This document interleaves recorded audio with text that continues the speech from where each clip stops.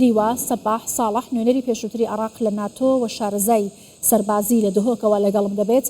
جەنابی لیوا سپاس کە لەگەڵ کوردستان 24 خوێنەوەتان بۆم بارودۆخە چییە؟ ئایا پێشبینی ئەم شەڕە بەرفراوانە لە نێوان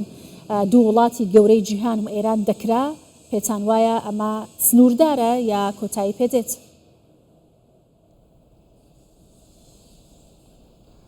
سپێدە باش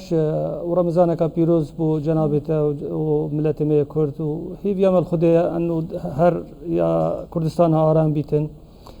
ڕاستی ئەف شەڕێکی مێژوویە نە یابەری ساڵێک و 2 ساڵەیە نا ئەف علاقە نابینە ئیرانێ و ئەمریکا هەر پشتی حکومێ شاهی چووی دەست پێ کرد دژمنیەکە مەزن نابینە ئەمریکا و ئیرانێ. مەزانی بەری هەیامەکێ ئەو 12 ڕۆژێت شەڕی ئەنجام چوبوون ئەو مەرحەلە ئەولی خلاص بوو. ئەوە مەرحەلە دوێیە شیان ئەو مرشدی ئیرانی ئایەت الله خامنەی بکوژن و هەندێک بارەگای دی. ئەف مەرحەلە سیێ دی دەست پێ کرد احتیمالە چەند ڕۆژێکی دی حتا ئەف معمل و ئەف جهێت درۆنە و جهێت سارقت بالستی ئەوەژی تەواو بکەن دی چتە مەرحەلە گفتوگۆیە احتیمالە هەفتەیە بێت دی دەست پێکەن حتا مرشدێکی دی تعیینکەن. بەڵێ بەڕێز سەباح پێت وایە عراق لە نێو ئەم هاوکێشانەدا ئایا چ مەترسێکی دەکەوێتە سەر لەبەرەوەی لە دوێنەوە تا ئێستا چەند جارێک بنکەی هێزە چەکدار و میلیشیەکانی عراق کراونە تا ئامانج بە تایبەتی حەشدی شعبی و چەند گروپێکی دیکە کە ئێستا بەناوی بەرەی مقاومە هێرش بۆ سەر بەرژۆندەکانی ئەمریکا دەکەن. یەکێک لەوانە فڕۆکەخانەی نێودوڵەتی هەولێرە کە گروپەکانی بەرەی مقاومە بەرپرسیارەتیان گرتوتە ئەستۆ. ئایا ئەمەوا دەکات عراقیش لەم شەڕەتیەوە بگرێت لەگەڵ ئەمریکا؟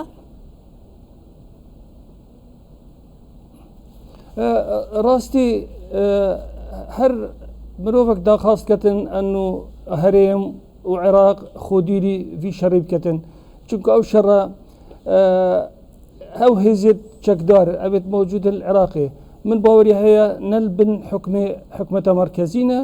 یعنی ئەو تەسەڕفێت ئەو دکەن تەسەڕفێت فەردینە هەندێک میلیشیاتێت هەین احتیمالە مەطاری هەولێر قەسب بکەن احتیمالە هەندێک هێزیت ئید ئەمریکی قەسب بکەن بەس مشکلەکە مەزەندی چی بیتن کەس حەس ناکەتن عێراق بیتە ئێکش جزئێکش ڤی شەڕی نابێنە ئەمریکا و ئیسرائیل جیهەکی و ئیرانی جیهەکی بەسەکەم بەرێ خۆ بدەینێ ڕاستی خەلکی عێراقیژی ڕاستی ملیۆنە دعمەکە مەزن یا هەی بۆ ئیرانی بەر مەذهبی و بەر ئاەتێک مليونايت هين آية الله خامنئي مرجعي وابو احتمال هيامك دي اف انفعال ابوات شبن دبنا مظاهرات نيزيكي سفارة امريكي احتمال كم صاروخ بابنا رخي مطاري هفلير بس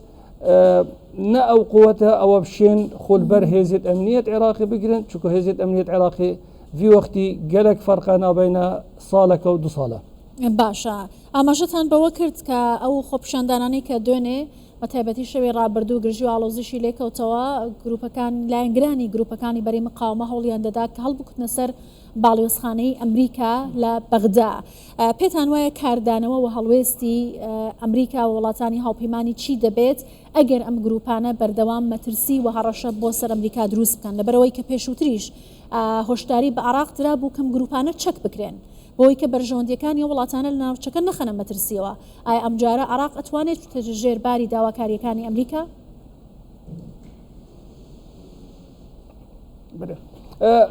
ڕاستی ئەفجارە هێزیت ئەمنیەت عێراقی فرق گەلەکە هەی نابێنە بەری ساڵێکە 2 ساڵە کەمە بەرێ خۆدایەت قەناتی تەلەڤیزیۆنێکدا چاوە هێزیت ئەمنی شیاین حمایە سەفارە ئەمریکی بکەن ئەو مەقطعی دەری خستین ئەو نزیکی دەرگەی سەفارەیە نە داخلی سەفارەیە سەفارە هەر دەولەتێکی ڕاستی واجبی هێزیت ئەمنینە هەر چاوە وەکی هێزیت ئەمنیەت مەیت هەولێر چاوە واجبه ئەوە حمایە بەنگێت بینایەتێت دیبلۆماسی بکەن سەفارە بکەن قونسڵیا بکەن هەر وەسا واجبی هێزیت ئەمنیەت عێراقینە من باوەری هەیە هێزیت ئەمنیەت عێراقی ئەفجارە شێن حمایە دبلوماسية بكن حماية هر سفارة بكن چونكو مشكلة شيء بتبو سفارة أمريكي وكي صالح هفتي ونهي لطهران وقت شوينا سفارة أمريكي ده حطنو كأف شرتين أنجام دانا بين أمريكا وإيراني هر أو سبب أو بري صالت هفتي ونهي وقت شوينا سفارة أمريكي ده لطهران باشە ئەگەر تایبەت بە ڕووداوەکانی ناوچەکە باسی لێوە بکەم ئێستا هەواڵێکی بەپەلە بوو من بۆ جەنابشتی باس دەکەم و دواتر پرسیارەکەم هەر لەسەرەوە هەواڵە لێوە دەکەم پێگەی پۆلۆتیکۆ ئاماژەی بەوە کردووە کە حکوومەتی بەریتانیا بە فەرمی ڕێگەی بە ئەمریکا داوە کە بنکەکانی بەریتانیا بەکار بهێنێت بنکە سەربازیەکانی ئەمە لە دوایەوەی کە ئێران هێرشی کردە سەر بنکێکی سەربازی بەریتانیا لە قوبرس پێتان وایە وڵاتانی دیکەش پاڵپشتی ئەمریکا دەکەن وڵاتانی ئەوروپا ئەگەر بێنە ناو بەری شەڕەکەەوە بە تایبەتی کە فڕۆکەی شاڵدیگۆڵی کەشتی شاڵدیگۆڵی جەنگی فەڕەنسەش جوڵەی پێکرا ئەم بەرەیە تاکەی بەرفراوان دەبێت و مەترسیەکانی بەگشتی چۆن دەبینرێت ڕاستی يعني الشر ده مصدر لقيتن نكا بريطانيا قرار ده أنه دي هاري أمريكا وإسرائيل كتن هر وصا أو حاملة شارد يقول أو جديدة خليج يعني خلتية عندك خلتية هين قصفة إيراني بو أف دولة نيزيكي وإيك شواجي نكا جاشتا قبرص راستي قبرص إيك شوا دولة مهمة وتجرينجن بو اتحاد أوروبي جهر وصا وهر دو جزئيتين جزئية تركي وجزئية يونان إيكش تركي إيكش أندامت ناتويا يعني أبي شر دي هيلن ناتو جي صبا تداخل في شر بكتن چونكو إيكش بندت ناتو هر دولتك دجي جزء كي بيتنش دولة أو أندامت ناتو مجبورة بيتت ناف شر ده أف مشكلة احتمالها بكيشتن ناتو جي تداخل بكتن باشە بەڕێز سەباح پێتان وایە کە ئەوەی کە ئێستا لە نێوان ئیسرائیل ئەمریکا و هەروە ئێران ڕوودەدات هیچ ڕێگەیەکی بۆ دیبلوماسی هێشتۆتەوە ئایا ئەکرێت بڵێن کە باشە دەنگی تەقینەوە لە هەولێر دەبیسترێت من دێمەوە لای جەنابەت بەڕێز لیوا بەڵام ئێستا وێنەکان ڕاستەخۆ لە هەولێرەوە دەبینن دەنگێکی بەهێز و دەنگی تەقینەوەی بەهێز لە هەولێرەوە دەبیسترێت ئەمە چەندەمین جارەکە دەنگی تەقینەوە لە هەولێر دەبیسترێت و هێرش دەکرێتە سەر هەولێر لە شەوی ڕابردووە تا ئێستا چەندین جار هەولێر کراوەتە ئامانج دەنگی تەقینەوەکە زیاتر لە نزیک فڕۆکەخانەی نێودوڵەتی هەولێر بووە ئەوەی کە دەبین ئێستا دەنگی تەقینەوە لە هەولێرە دەنگی سێم تەقینەوەیە کە لە ئاسمانی هەولێرەوە دەبیسترێت دیارەکە ئەو هێرشانی کە کراون تێک شکێنراون تا ئێستا هەرچی هێرشکرا بێتە سەر فڕۆکەخانی نێودوڵەتی هەولێر و پێگانی کە بە ئامانجگیراون تێک شکێنراون ڕاستەخۆ وێنەکان لە هەولێرەوە دەبینین بەڵێ ئاماژەمان بەوە کرد کە سێ تەقینەوەی لە دوای یەک هەر ئێستا لە هەولێر ڕوویدا دەنگی تەقینەوەکە ئێمەش هەستمان پێکرد لێرە و بیستمان و لە کاتێکدا بوو کە لە ماوەی دوو ڕۆژی ڕابردوودا بە بەرفراوانی لە چەند شوێنێکەوە هێرشی درۆنی و موشکی کرابووە سەر هەولێر بە تایبەتی فڕۆکەخانەی نێودوڵەتی هەولێر کرابوو ئامانج کە گروپەکانی سەرایە ئەولیا ئەدەم کە گروپێکی چەکداری عراقین سەر بەبەرەی مقاومەی عراقین بەرپرسیارەتی خۆیان لەم هێرشانە ڕاگەیاند بوو هێرشەکان سرجەمیان تێک شکێنراون و هەروەها ئەو درۆن و ئامانجانێک هاتوون بەرەو هەولێر و ئاراستەکراون تێک شکێنراون و خراونەتە خوارەوە دۆخی هەولێر ئێستا ئارامە بەڵام دەنگی تەقینەوە ناوە هەر دەبیسترێت و کەمێک بەر لە ئێستاش ئێمە لەرە بیستمان و هەستمان پێکرد بەڕێز لیوا سەباح من دەگەڕێمەوە لای جەنابەت ئاماژەم بەوە کرد کە لە دوای ئەوەی کە ئەم شەڕ و ڕوبەڕووبوونەوانە لە نێوان ئێران و ئەمریکا ڕوویداوە ئایا هیچ چارەسەرێکی دیبلوماسی ئەگەری هەیە بێتە ئاراوە پێتان وایە جارێکی دیکەم دوو وڵاتە دەگەڕێنەوە بۆ سەرمێزی دانوستان لەبەرەوەی هەردوو لا دەڵێن کە هێڵە سوورەکانی یەکتریان بەزاندووە و ئیتر هیچ شتێک نەماوە بۆی کە لەسەری باس و قسە بکەن جارێکی دەخوازە سەلامەتی بۆ هەمی مرۆڤێتمە و خەلکی هەولێرە پایتەخت باش بزانن gelek ciha ev dengetêtin neş saroxeş muqawema yet bergerîne yani her du denget bes inşallah demînît hevlêr ya aram û selamet mesela diplomasî rastî يعني سياسات مدارك ما كرد يعني خلكي دوكي دبيشتن هر شرك شي بيتن سببك هي وهر سببك يعني هر شرك شي بيت نتيجة هاي حتى نك نشرت اف نتيجة نك تشيد بن اون اويت امريكا دبيتن والسبب احتمالا او سبب بن مسألة سير رئيس حكم الدستواد ابو ترامب نتنياهو آية الله خامنئي أفهر سمروفا راستي عمرك مظنة هي ومسألة دكتورة نفساني احتمال بترم بظانن هر مروفا بجهت عمرك مظن قرارة تجينا درستن يعني يت ترامب يت نتنياهو حتى يت آية الله خميني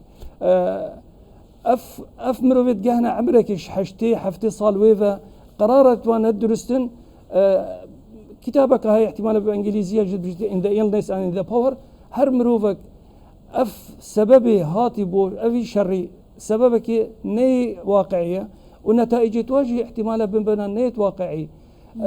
مساله دبلوماسي هر شرك ديما هيكاوي درنا خاري قفتقو يعني احتمال هاي بشتي مرشدك جديد بيتن بشتي قرار يبدأ اف هشت خبراء ايراني احتمال مرشدك بيتن مرشدك عقلك باشتر جهيل بيتن